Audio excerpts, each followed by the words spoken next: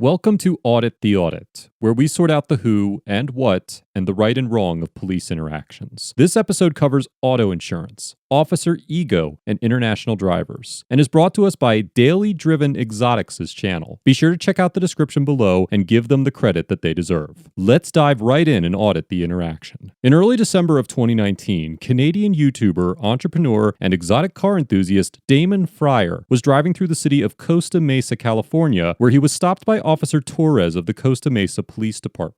Mr. Fryer regularly travels from Canada to California to film videos about exotic cars for his YouTube channel, and has had several encounters with California law enforcement. This interaction began as a minor traffic violation, but touches on many legalities that Mr. Fryer often encounters while stopped by California officers as a foreigner.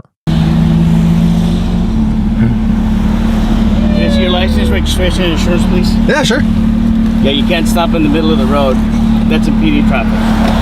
Okay. You have the registration insurance? Yeah. Okay, look for the registration. This is registration? Yeah, that's it. How about insurance? You got that? That's all there. That's one piece. Show me, because I've never seen this one. That's all of it. Insurance, registration, everything. Show me where the insurance is, though. What do you mean? Point out what is what. This is a fancy car, so this shows that it's registration. Yeah, and it also is insured by the same company. Can you show me where the company is? Because I need to list it on my ticket. Where the company is? Yeah. I believe it's all this. I mean, I'm not an insurance company. I'm not really sure. Okay. I don't see that there's any insurance information here, so you'll be getting cited for that too, okay? Here you go. Maybe this is it? This guy's in a good mood. The insurance industry has long been a staple of the American economic system and has roots stretching back to the pre-Constitution era. In 1752, Benjamin Franklin founded the Philadelphia Contributorship for the insurance of houses from loss by fire, which is still America's oldest and continuously operating insurance company. It was Travelers Insurance Company who issued the very first auto insurance policy in the U.S. in 1898 to a doctor named Truman J. Martin of Buffalo, New York. That first policy gave Dr. Martin $5,000 in liability coverage and cost him $12.25.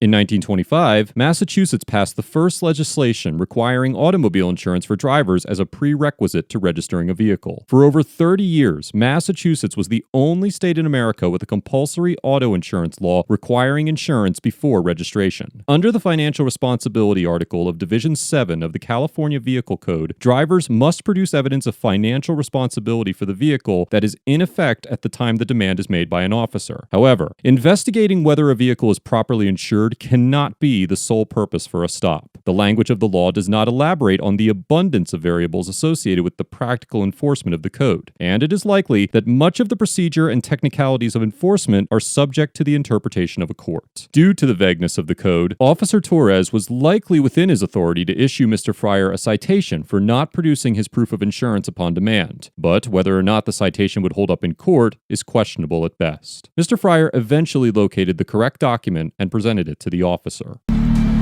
So I found my insurance. It's sitting there on the hood of the police officer's car. Hey, Damon, we got a little problem, man. Your license, you don't have a license. I do have a license.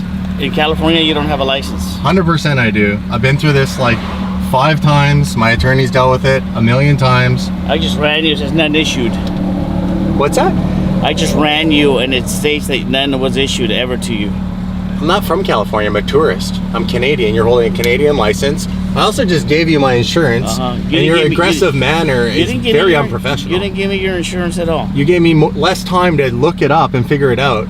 I'm not an insurance agent. Okay. This is a new car. I put it on your vehicle right there. Let me talk now. Okay, absolutely. You kept insisting that the piece of paper you gave me had both. I go, I don't see it. That's what I thought it was. Okay. Well, then don't think. That's when people get into trouble, when they start thinking. You understand? Really? So, you never gave me. That's your advice. Don't think. Okay, yeah, don't think. The utter nonsense of Officer Torres' words speak for itself, and Mr. Fryer does an excellent job of challenging the officer's conduct while remaining calm and not allowing the officer's outbursts to intimidate or anger him. Why are you so aggressive? How am I aggressive? You're like barking at me. I'm not barking at you. You just did. Because you're putting words into my mouth. I'm not putting anything in your mouth. I'm recording you too, so you can put the camera down. If you want the recording, I can get it for you. I record this for my own evidence. Okay. Officers all the time have misinformation. You're telling me I don't have a license? I have a license. They just told me you don't have a license. What's that? They just told me you don't have a license. I'm Canadian. You're holding my license. I don't understand how the system here is so archaic that this information's There's another one. 529 Mike to Sound 51. Hey, Dave, you can't stop in the middle of the road. Keep going. 1250 Adams. I let him know. Do you know which class this license is? A, B, C, or D? Or Ours is a 5.6. I also hold a motorcycle license. I don't know what that is. A motorcycle? 5.6. Is that a commercial license? It is not. What color hair do you have? Brown. Color eyes. Blue. How tall are you? 6 foot. What do you weigh? 235 pounds.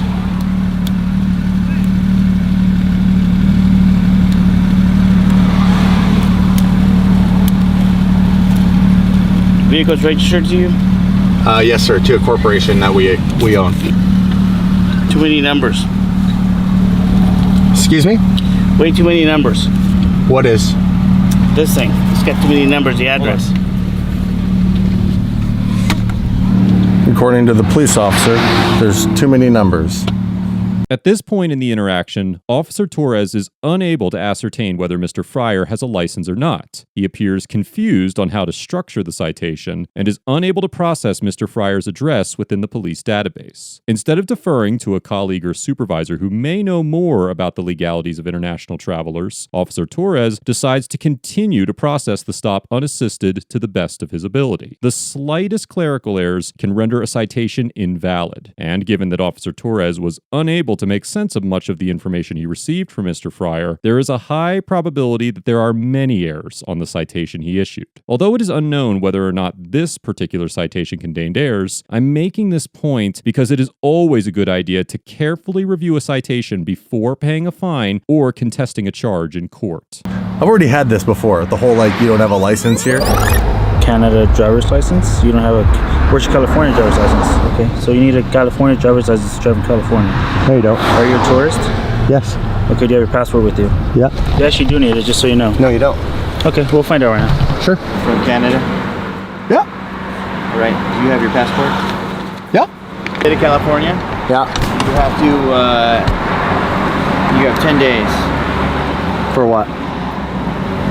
for your license to be valid. In 1949, one of the most obscure Geneva Conventions took place and focused on developing international safety standards for road traffic. A major element of the convention was the creation of an international driving permit, as well as cross-border recognition of foreign driver's licenses. The convention held that all parties involved in the agreement would allow foreigners to drive in their country with the license issued by their homeland, as long as the license is written in English. The road safety agreement was later replaced by the 1968 Vienna Convention, but the United States chose not to commit to the new treaty, although it is still bound by the standards of the 1949 agreement. California Vehicle Code 12502 adheres to the standards of the 1949 convention and dictates that any non-resident over the age of 18 years who possesses a valid driver's license issued by a foreign country may drive on California roads freely. The law that the officers are referring to, California Vehicle Code 12504, only applies to non-resident drivers over the age of 16 years, but under the age of 18 years, who are a resident of a foreign jurisdiction. Not only are the officers mistaken about the California licensing codes, but they are also undermining the authority of an international treaty that has been standing for over half a century. So you're gonna ignore me. Sign here. No. I was just looking the other way. Okay.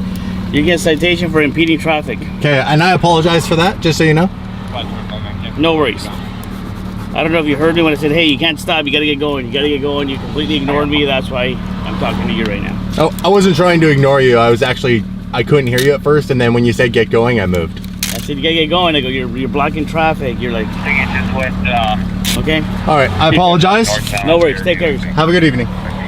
After dissolving the tension and issuing Mr. Fryer a citation for impeding traffic, Officer Torres leaves the scene without further incident. Unlike some of his prior interactions with California officers, Mr. Fryer was allowed to drive away, despite not having a California driver's license. Overall, Officer Torres gets a C-, because although he was within his authority to stop Mr. Fryer for impeding traffic, He failed to conduct this stop in a professional manner and display a fundamental understanding of California Vehicle Code. Like so many of his peers before him, Officer Torres was unable to check his ego at the door of his patrol car and allowed his emotions to cloud his judgment. Luckily for Mr. Fryer, Officer Torres chose to back down from the license dispute and focus on the impeding traffic charge. In previous encounters with California officers, Mr. Fryer had his high-value supercar impounded after a heated verbal exchange. Other than being mistaken about international driving laws and behaving unprofessionally, Officer Torres remained within the bounds of his authority, but a shred of patience from the officer would have significantly altered the tone and outcome of this interaction. Mr. Fryer gets an A+